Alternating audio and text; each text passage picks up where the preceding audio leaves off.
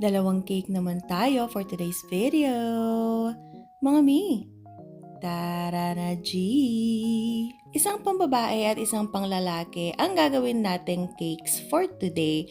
Medyo similar ang mga designs nila kaya napakaganda nilang tingnan. Kunyari merong pang couple's birthday or sabay ang celebration ng isang babae at isang lalaki sa pamilya ninyo, pwedeng-pwede ito. Ang size itong unang cake natin is 6x4 and then ang size ng cake board niya is 10 inches.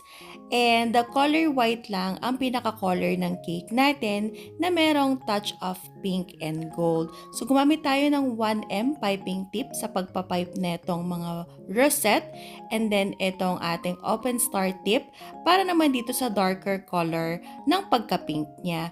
Para natin na-achieve yung ganito, ang ginamit natin dito is color red, Decor It Food Color Gel. Yung darker color naman dinagdagan natin siya ng konting color brown para mag-iba ng konti yung tone niya dun sa lighter color pink. Tapos gumamit lang tayo ng acrylic na happy birthday topper. Instead na nilagay natin siya sa taas, dito natin siya sa gilid nilagay. And since hindi available ang macarons dito sa amin, and rush itong order na ito, gumawa ako ng butter cookies. Ginawa kong parang macarons na design. Aware naman si customer dito and napakasarap niyan, edible yan, and then yung filling niyan is buttercream. Naglagay din tayo ng gold dragis dito and ng gold ball toppers pang dagdag shimmer sa cake natin.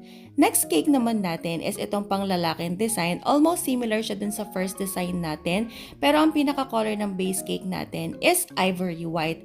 Ang size naman ng cake na ito is 7x4 and then ang size ng ating cake drum is 12 inches. Itong cake na ito is order ng customer natin para sa pastor sa church nila.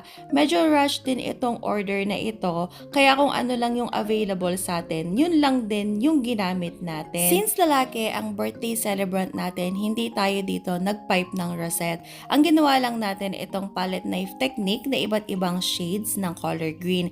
Itong unang color na ito is sage green. Na-achieve natin yan using color blue, yellow, and then brown ng Decor It Food Color Gel. Tapos naman dito sa parang dark teal, naglagay lang tayo ng color black, and then color blue, and then konting color yellow. Tapos naglagay tayo ng iba't ibang color ng ball toppers na minatch lang din natin sa cake. Color green, and then itong parang nude, and then yung gold. Iba't ibang sizes lang yan, and then inassemble lang natin siya.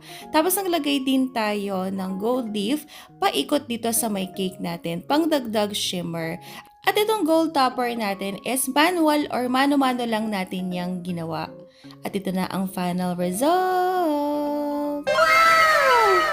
At diba, ang syala ng mga cakes natin, napakasarap tingnan sa mga mata. Kung gusto niyo makakita pa ng iba't ibang cake decorations, tips, and techniques, i-follow nyo lang ang page natin.